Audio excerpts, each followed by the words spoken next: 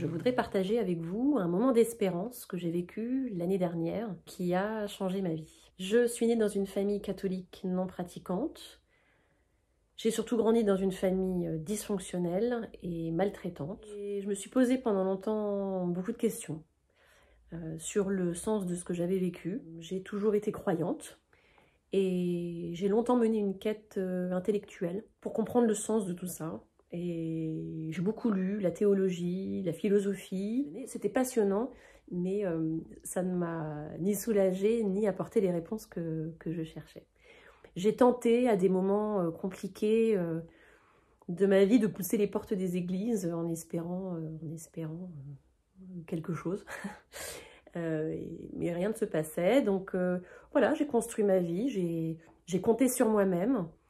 Je n'ai jamais douté de l'existence de Dieu, jamais. Je me disais que je n'étais peut-être pas digne de mériter l'amour de Dieu. Donc j'ai construit ma vie et je pensais me sentir très bien. Et jusqu'à 2016, au décès de ma maman, ce qui a réveillé beaucoup de blessures, ce qui a ouvert la boîte de Pandore de ces questions qui étaient restées sans réponse. Mais une fois encore, j'ai remis le couvercle sur la boîte, j'ai serré les dents, j'ai souri, et j'ai continué à avancer. Et voilà, et comme toutes les mamans actives, j'ai eu besoin à un moment de m'accorder un peu de temps pour moi. Les enfants venaient de rentrer dans un groupe scout, j'ai fait des belles rencontres amicales, je me suis lancée dans le parcours alpha, et de fil en aiguille, j'ai répondu à une invitation à une soirée à la paroisse Saint-Laurent. J'ai répondu à l'invitation pour me donner ce temps, cette soirée, me l'offrir à moi-même, pour prendre le temps de rencontrer de nouvelles personnes, prendre soin de moi quelque part, mais sans but précis et sans savoir surtout de quoi il s'agissait.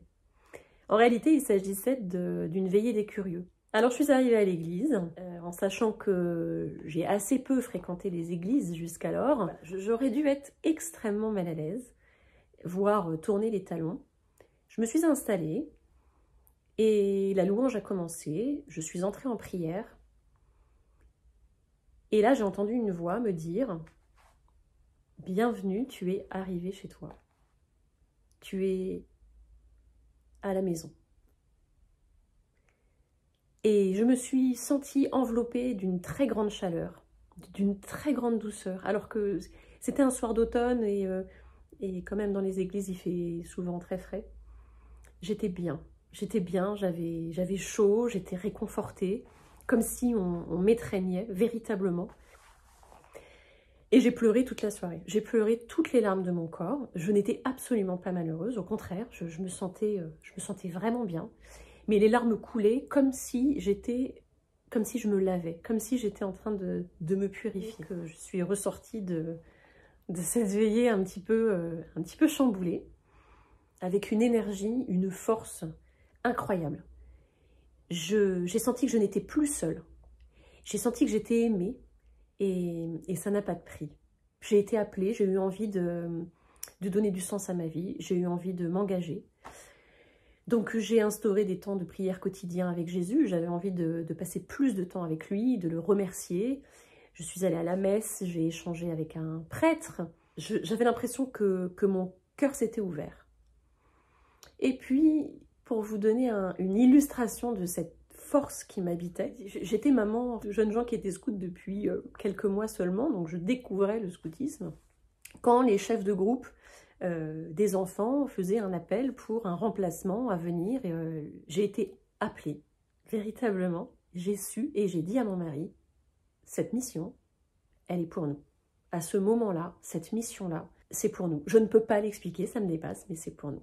Et au mois de septembre de cette année, en septembre 2020, mon mari et moi avons eu l'infime honneur d'être investis chef de groupe Saint-Loup à Orléans. Et j'ai célébré ce même jour, le jour de la rentrée, le jour de cette investiture, j'ai célébré ma première communion. Et c'était une grande fierté et une grande joie pour moi. Dieu me comble de grâce, il m'a fait découvrir l'espérance et je peux vraiment dire qu'avec lui, la vie est infiniment plus douce et plus belle.